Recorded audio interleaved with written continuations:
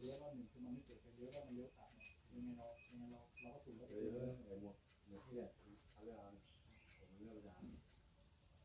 ดูกล้องถ้ามันจะเลี้ยวว่ามันไม่เกิดทิ้งอดีต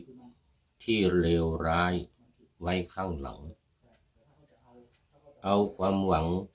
ไว้ข้างหน้าอย่ามัวท้อความขืนขมข่มมันไว้แล้วไปต่อเส้นชัยรออยู่ข้างหน้าอย่าถอดใจแม้ล้มลุกคลุกคลานสักพันครั้งอย่าหมดหวังต้องทนฝืนยืนให้ไหวเอาความหวังเป็นพลังสร้างแรงใจสู้ต่อไปเส้นชัยไม่ไกลเกินขอถวายความนอบน้อมแด่พระรัตนตรัยมีพระพุทธเจ้าเป็นต้นขอถวายความเคารพพระมหาเถระพระเถรานุเถระเจ้าคณะพระสังฆาธิการทั่วโลกมีพระเดชพระคุณพระธรรมเสนาบดีเจ้าคณะภาค7วัดพระธาตุวสุเทพเป็นต้นและขออำนวยพรแด่ท่านผู้ฟังท่านผู้ชมสาธุชนพุทธบริษัททั้งหลายวันนี้รายการธรรมทัศน์ของวัดพระธาตุวสุเทพออกอากาศทางสถานีวิทยุวปทสจังหวัดเชียงใหม่มีร้อยเอกจำนงปัญญาวัฒโนเป็นหัวหน้าสถานีและอาตมาภาพพระครูปริยัติยานุศาสตร์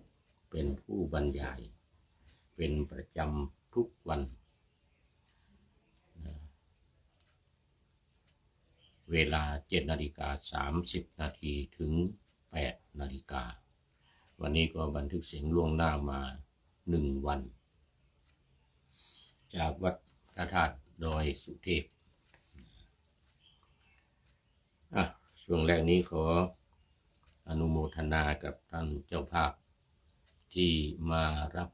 เป็นเจ้าภาพถวายภัตตาหารเพลและน้ำปานะแก่พระภิกษุและสามเณรที่เข้ารับการอบรมฝึกหัดสวดปาติโมกข์ในโครงการฝึกหัดอบรมพระภิกษุปาติโมกข์ของคณะสงฆ์ภาค7รุ่นที่1/2569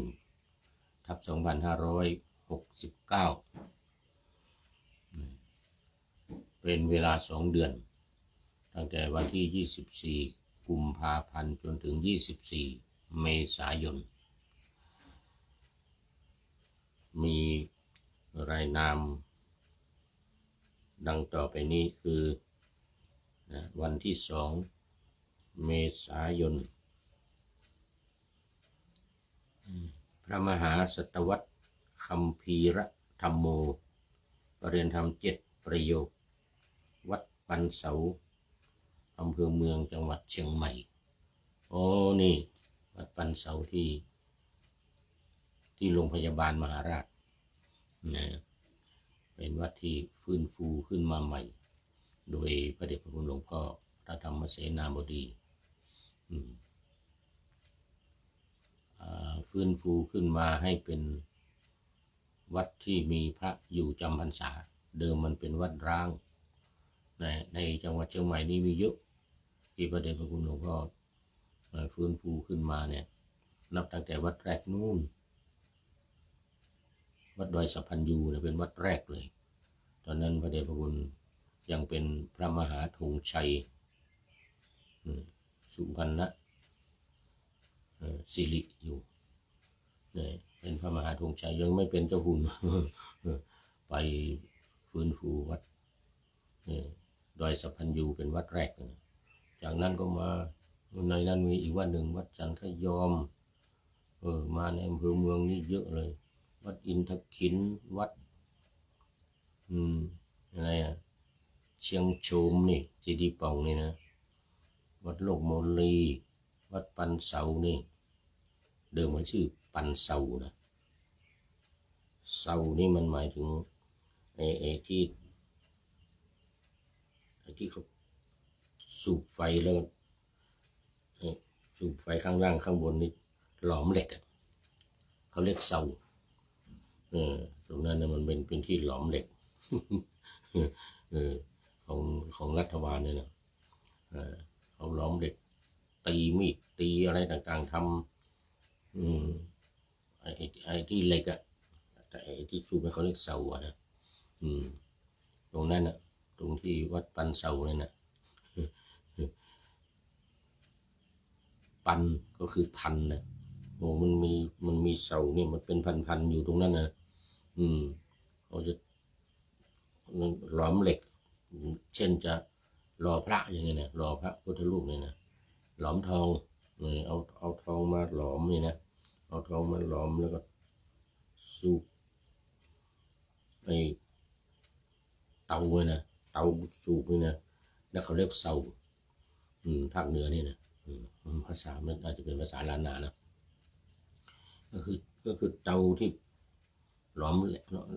อมทองเนี่ยสำหรับเวลาจะเททองอย่างนี้เป็นต้นนะหรือตีเหล็กตีมีดตีอะไรต่างๆก็ทำอาวุธนี่ตัวนี้เป็นพันเลยมีเสาเป็นพัน แล้วนี่เขามาเขียนว่าเสาวัดปันเสาก็คือมีผัดเสาเป็นพันมันก็อาจจะถูกแต่ว่าที่เดิมนั้นเป็นเสาไม้เอกเนี่ยนี่แต่เขาตกไม้เอกไปโอ้ตอนนี้ขอต้อนรับ FC ตัวจริง ท่านสุริยันคำปาวัดพระธาตุดอยสุเทพกราบนมัสการครับพระอาจารย์นะตอนนี้สภาพอากาศในเมืองเชียงใหม่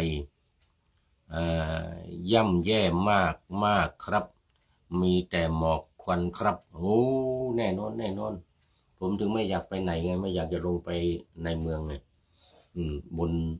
บนพระธาตุเราสุเทพนี่เราโชคดีมากมันขึ้นมาน้อยมันไม่ใช่ไม่มานะมีอยู่นะเห็นหลวงพ่อท่านอาจารย์พระมหาสุนทรบอกว่าตอนกลางคืนเราฉายไฟไปนี่มันจะเห็นหมอกควันมาเหมือนกัน ความจริงปกติเราฉายไฟมันก็เห็นมีหมอกควันอยู่แล้วนะทั่วไปแต่บนดอยสุเทพเรานี่ถือว่าโชคดีมากไม่ได้กลิ่นเลยนะผมไม่ได้กลิ่นเลยนะบนดอยสุเทพนี่ไม่มีหมอกควันมาก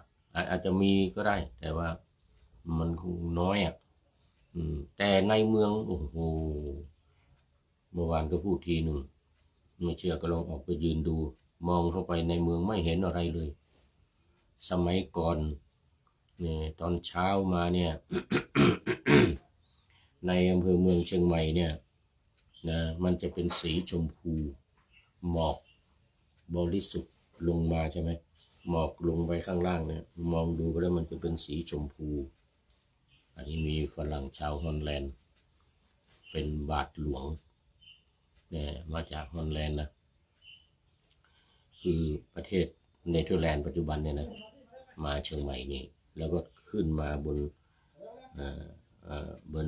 ดอยสุเทพนี่นะเสร็จแล้วโอ้มองดูเห็นเมืองเชียงใหม่เนี่ยเป็นสีชมพูพอลงไปตอนนั้นหลวงศรีประกาศเป็นผู้ว่านะเป็นผู้ว่าการเนี่ยหลวงศรีประกาศเนี่ยนะ เป็นผู้ว่าการไอ้ที่ขับรถขึ้นนั่งรถคันแรกขึ้นดอยสุเทพเนี่ยร่วมกับครูบาเจ้าศรีวิชัยเนี่ยหลวงศรีประกาศเนี่ยนะได้ยินคือฝรั่งเนี่ยพูดว่าเมืองเชียงใหม่เนี่ยเป็นเมืองพิงค์เมืองพิงค์นะไม่ใช่แมลงพิงค์ไอ้ที่มันมาตอมตานี่นะไม่ใช่นะนี่เรื่องมันนะท่านสุริยันไอ้พิงค์นี่มันคือเป็นภาษาอังกฤษพิงค์แปลว่าสีชมพูวันเกิดของผู้พูดนี่ ที่จำได้เนี่ย นี่ที่จำได้แม่นยำนะว่ามันเป็นวันเกิดของผู้พูดนี่พิงค์เนี่ยสีชมพู หลวงศรีประกาศก็เลยตั้งชื่อเมืองเชียงใหม่เนี่ยว่านครพิงค์ นี่ สวยเลยนครพิงค์พิงคะเขามาแต่งเป็นเพลงว่า พิงคะนครสมนามกรนครเชียงใหม่เหมือนกันนะ ได้จากฝรั่งบาทหลวงคนเนี้ยรู้สึกว่าจะบาทหลวงที่สร้างโรงพยาบาลแมคคอมิกนะบาทหลวงชื่อแมคคอมิกน่าจะเป็นคนนี้หรือเปล่าไม่รู้นะมันมีบาทหลวงเยอะมาสมัยนั้นนะ ก็เลยเชียงใหม่เลยชื่อนครพิงค์มาตั้งแต่บัดนั้นโดยหลวงศรีประกาศเป็นผู้ตั้งชื่อตามคำพูดของฝรั่งว่าเมืองพิงค์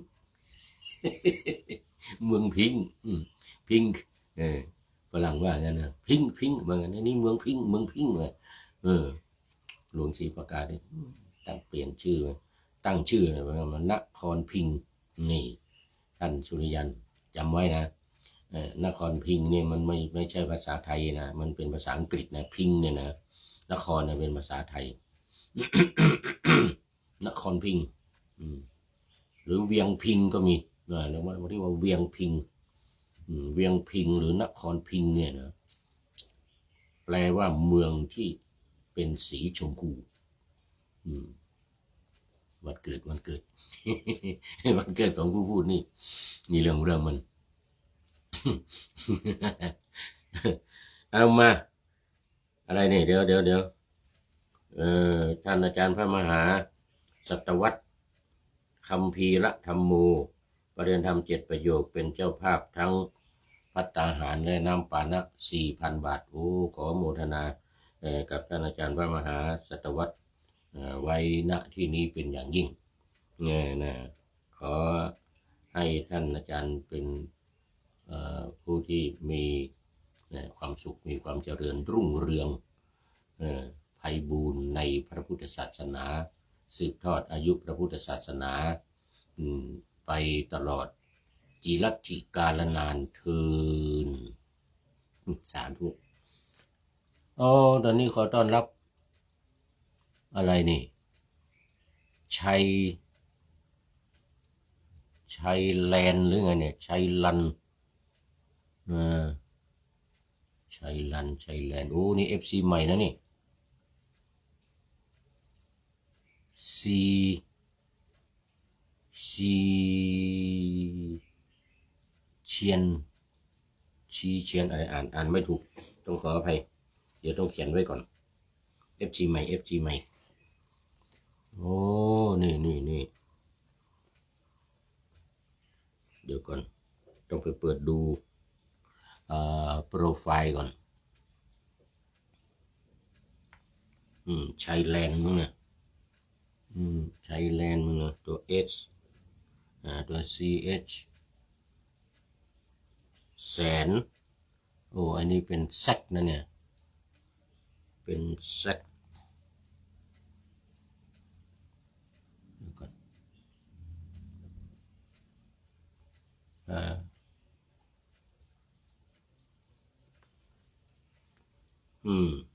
เซชันสักอย่างหนึ่งไงนะต้องขออภัยอ่านผิดขออภัยด้วยอันนี้เป็น FC ใหม่โอ้โมทนาเป็นอย่างยิ่งโอ้น่าจะเป็นผู้หญิงด้วยนะเนี่ยดูภาพเล็กๆโอ้โมทนาเข้ามายินดีต้อนรับทุกท่าน สำหรับท่านที่จะร่วมบริจาคเพิ่มเติมเป็นเจ้าภาพนะก็ขอให้ติดต่อมาที่ท่านอาจารย์พระมหาสกุลวิโรจนกิตติโอ้ฉายาอ่านยากมากเป็นประเรียนธรรม9 ประโยคนี้ตั้งฉายานี่อ่านยาก วิโรจนกิตตินี่นะประเรียนธรรม9 ประโยคเลขานุการเจ้าคณะภาค 7เลขานุการพระเดชพระคุณหลวงพ่อนี่แหละแล้วก็เดี๋ยวอะไรเป็นประธานโครงการ อบรมนี่แหละเนี่ยพระสวดปาติโมกข์นี่แหละและสัมมนาพระธรรมวินัยนี่เป็นหัวหน้าทีมวิทยากรสอน หมายเลขโทรศัพท์0918599053 0918599053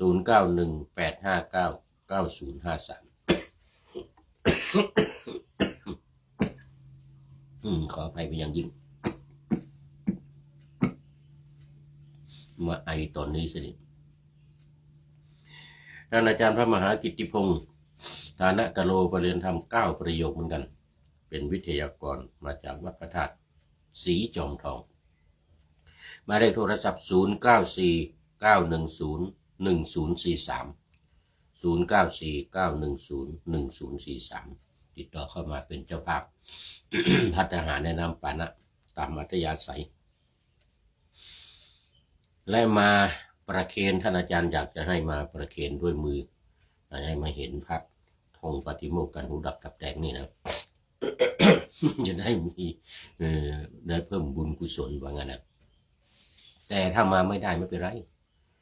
โอนเข้าที่ธนาคารกสิกรไทยในนามวัดพระธาตุดอยสุเทพหมายเลขบัญชี211-280-6698 211-280-6698 ตามอัธยาศัยไม่ต้องเป็นวันก็ได้200 300 500 1,000 2,000 3,000ก็ไม่มีปัญหานะตามเจตนาศรัทธาตามกำลังทรัพย์กำลังศรัทธา สืบต่อไปขอเจริญพรเข้ามาอันนี้ก็มาสู่เนื้อหาสาระของธรรมะกันเลยนี่ในวันนี้เรื่องอะไรเนี่ยเดี๋ยวนะวันนี้อยู่ในภาค7ธรรมบทภาค7นะรายการธรรมทัศน์ของเรานี่นำเสนอธรรมะจากพระไตรปิฎก ขุททกนิกายเล่มที่25เนี่ยเป็นเล่มแรกของขุททกนิกายเลยมันมี9เล่ม25ถึงเล่มที่33อันนี้อยู่ในขุททกนิกายเล่มที่25อัตถกถาธรรมหรือธรรมปทัฏฐกถาธรรมบทเนี่ยนะธรรมปทัฏฐกถา อัตถกถาพระวินัยก็มีนั่นเขาเรียกว่าสามนหรือสมันตปาสาธิกาเล่ม1เล่ม2เล่ม3เป็นอัตถกถาพระวินัยนี้เป็นอัตถกถาธรรมโดยพระเดชพระคุณหลวงพ่อพระพุทธโฆษาจารย์ชาวอินเดียนะเป็นคนอินเดียไปเขียนที่ประเทศศรีลังกาไปบวชด้วยไปบวชที่ประเทศศรีลังกาเป็นพระนะเสร็จแล้วก็เขียนพูดเก่งมากเลยเป็นอัตถกถาเขียนเป็นภาษาบาลีหมดเลยอันนี้เรามาแปลเป็นภาษาไทย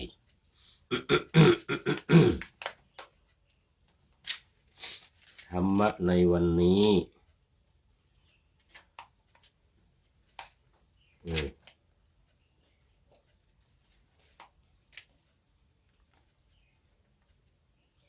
เรื่องทารุสากติกะนะความจริงเมื่อวานนี้ว่าไปแล้วเรื่องเดี๋ยวใจเย็น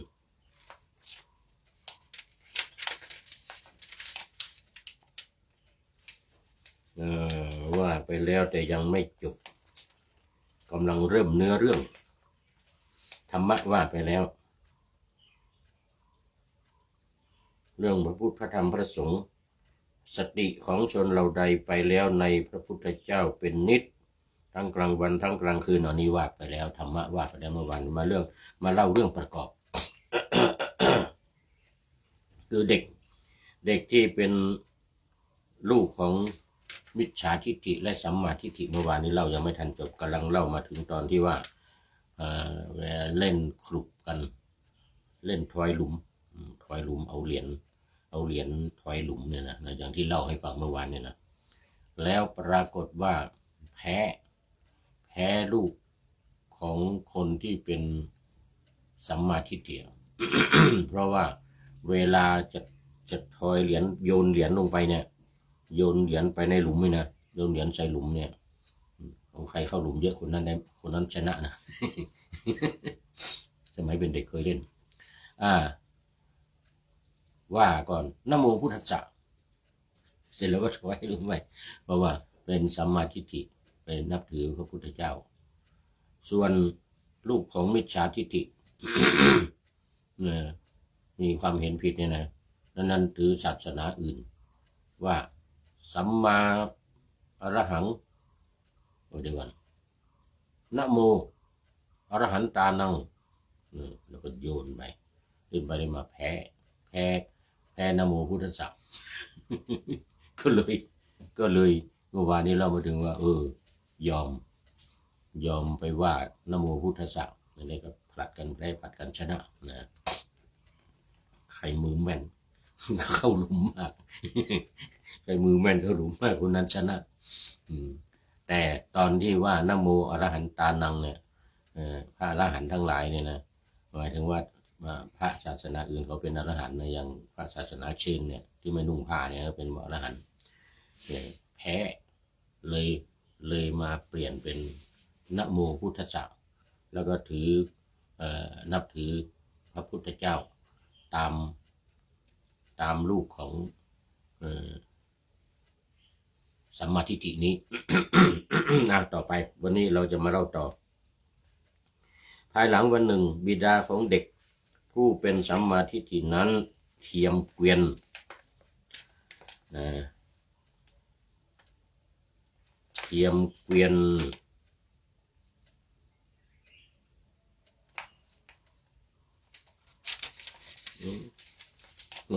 ต่อไป แล้วก็ไปเพื่อต้องการไม้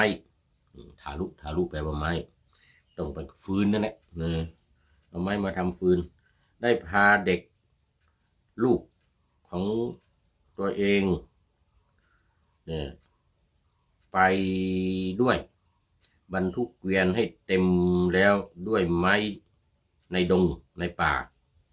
ขับมาสู่เมืองถึงภายนอกเมืองคือไปในป่าไปเก็บฟืนเต็มเกวียนมาแล้วกลับมาถึงประตูเมืองปิดประตูปิด ปล่อยโคไปที่อันมีความสำราญด้วยน้ำในที่ใกล้ป่าช้าแล้วได้ทำการจัดแจงพัดกินอาหารกันกินอาหารกันลำดับนั้นโคของเขาก็เข้าไปสู่เมืองกับหมู่โคที่เข้าไปสู่เมืองในเวลาเย็นฝ่ายนายสากติกะเที่ยวติดตามไปอยู่เข้าไปสู่เมืองแล้วในเวลาเย็นพบโคแล้วจูงออกไปอยู่ไม่ทันถึงประตูก็เมื่อเขา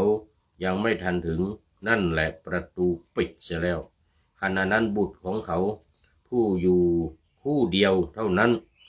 นอนในภายใต้แห่งเกวียนในส่วนแห่งราตรีก้าวลงสู่ความหลับแล้วนี่เป็นสำนวน เป็นสำนวนในภาษาบาลีเขาแปลสำนวนมาอย่างนี้คนจริงก็คือ เด็กเนี่ยอยู่คนเดียวพ่อเนี่ยตามโคเข้าไปจูงโคเจอละแล้วก็กลับเข้ามาไม่ทันประตูเมืองปิดก็เลยออกมาไม่ได้ก็เหลือแต่เด็กคนเดียวอยู่ในป่าช้าใกล้ป่าช้าไม่ได้ในใกล้ป่าช้าเนี่ยนะเกวียน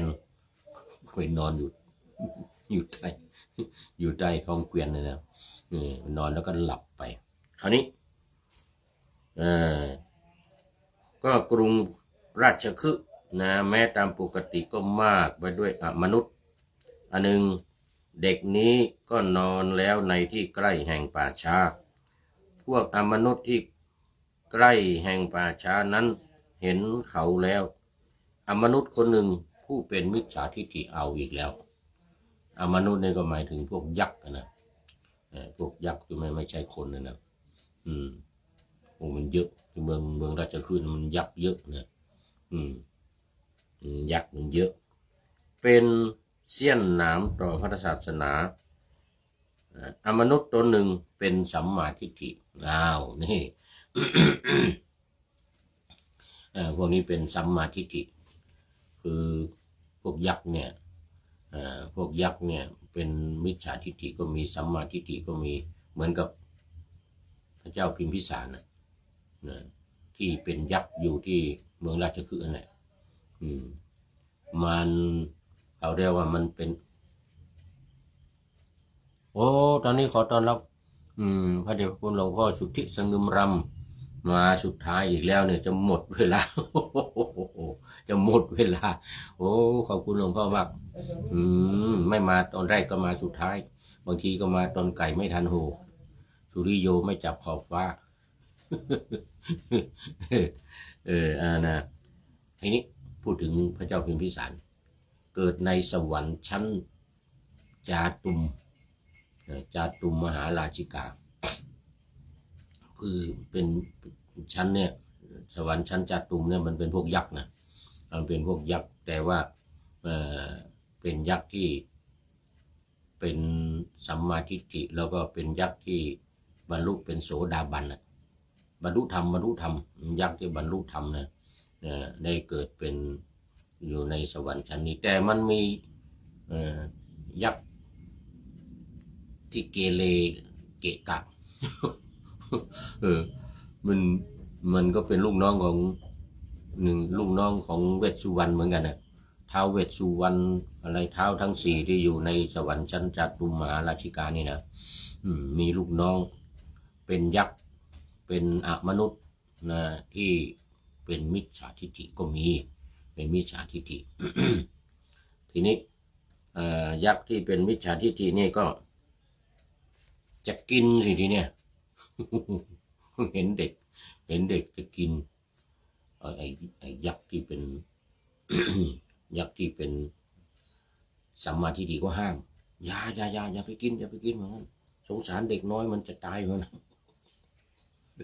สงสารเด็กน้อยมันจะตายคราวนี้ยักษ์ที่เป็นมิจฉาทิฏฐิก็ไม่เชื่อไม่ฟังหิวแล้วอยากจะกินหิวแล้วดึงขาอย่างนี้เนี่ยล้วงมือเข้าไปก็ดึงขาเด็กน้อยสะดุ้งตื่นนะโมพุทธัสสะอย่างนี้นะเด็กน้อยนี่มันว่าอยู่เป็นประจำอยู่แล้วนับถือพระพุทธเจ้านะโมพุทธัสสะตกใจสิเด็กยักษ์ยักษ์ที่เป็นมิจฉาทิฏฐิก็ตกใจกินไม่ได้แล้วนี่พระพุทธเจ้าไงนะ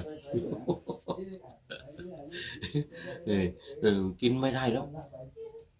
ดูไปดูมา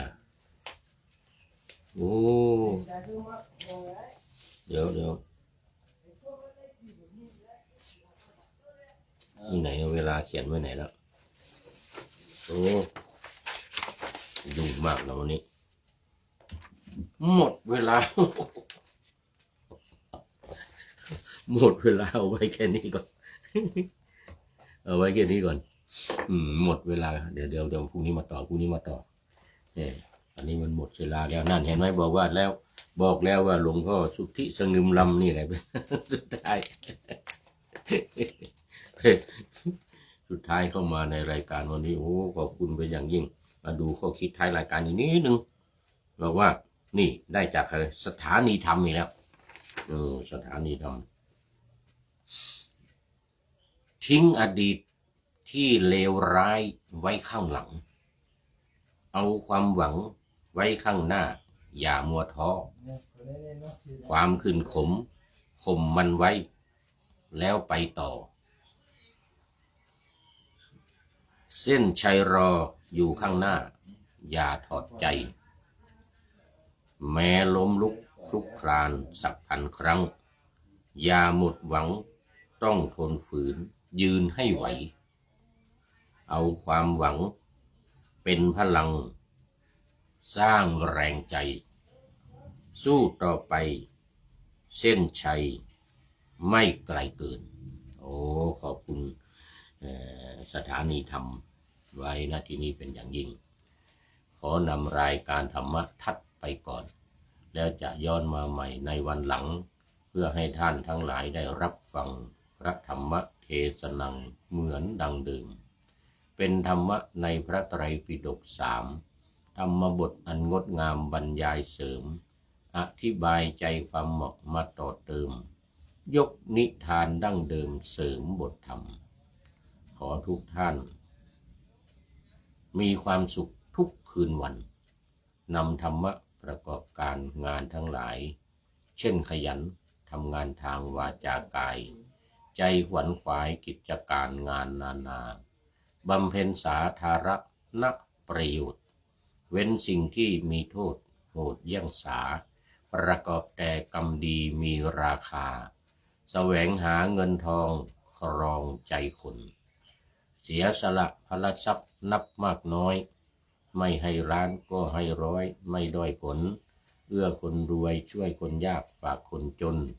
ให้ทุกคนเท่ากันมาตรฐานเดียวตอนนี้ขอต้อนรับ FC สุดท้ายจริงๆเข้าสู่เส้นชัยในวันนี้ไม่ใช่หลวงพ่อสุทธิสงึมลำเสร็จแล้ว